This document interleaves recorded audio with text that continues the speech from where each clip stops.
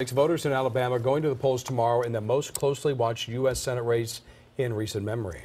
They will elect a replacement for Jeff Sessions, who vacated the seat to become President Trump's attorney general.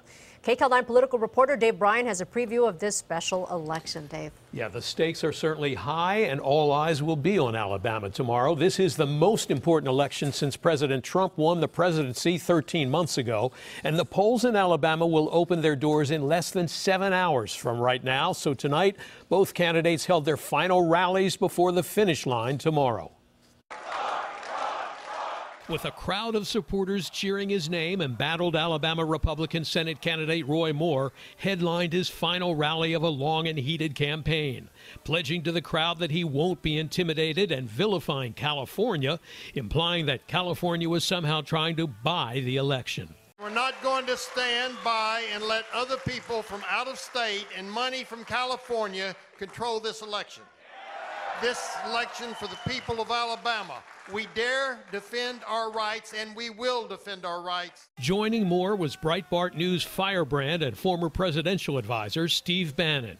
Tomorrow they call the question, and sons and daughters of Alabama are going to show the world where they stand for this nation. But this is a national election.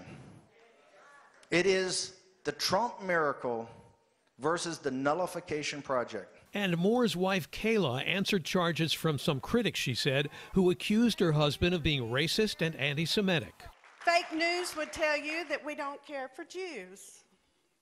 And I tell you all this because I've seen it all, so I just want to set the record straight while they're here.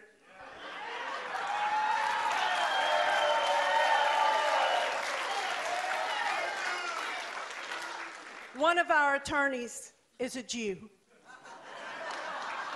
Democrat Doug Jones also had a big Election Eve rally, this time in Birmingham, where he called this election a crossroads for Alabama. This election is going to be one of the most significant in our state's history in a long, long time. We've lagged behind in industry, we've lagged behind in education, we've lagged behind in health care. It is time that we take a road that's going to get us on the path of progress that everybody deserves.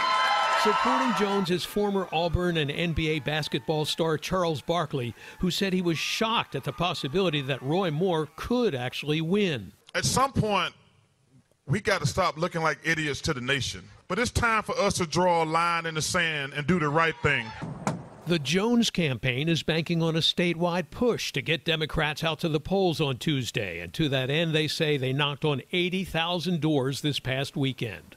Also helping Jones, former President Barack Obama, who recorded a robocall to contact young and African-American voters. In contrast, Moore hadn't made a public appearance in nearly a week before the Monday night rally. He did sit down with a local TV station to once again deny he had any relations with any of the 9 women who accused him of sexual harassment. I did not date underage women. I did not molest anyone. And Moore got a boost from President Trump, for whom Moore's vote on key issues transcends any question about his conduct with women. The president recorded a robocall to boost the turnout for Moore. Roy is a conservative who helped me steer this country back on track. But Alabama senior Senator Richard Shelby says he wrote in another Republican on his ballot rather than vote for Moore. I couldn't vote for Roy Moore. The state of Alabama deserves better. And at the Moore rally Monday night, when Steve Bannon mentioned Senator Shelby's name, it was greeted with a crescendo of boos from Moore supporters. To Mitch McConnell and Senator Shelby and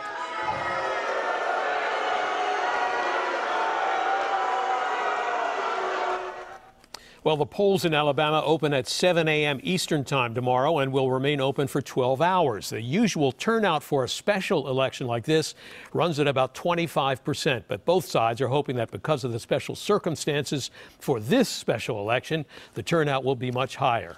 We'll find out soon. Yeah, and also, you know, one of the big issues, which side is going to be able to turn out? That could determine the winner. Now, why is this election getting so much attention? Well, there's a lot of reasons. I can tell you there's a long list. For one thing, if Doug Jones wins, the Democrat, the Republican margin in the Senate diminishes to a very narrow 51-49. And with all of President Trump's agenda still on the line, that could be trouble. Second, President Trump has put his name and influence on the line in a deep red Republican state. And despite Moore's baggage, if he loses, it will be interpreted as a loss for President Trump as well. And that's another thing that could not be a good signal for an administration that's already under fire. Jeff, back to you.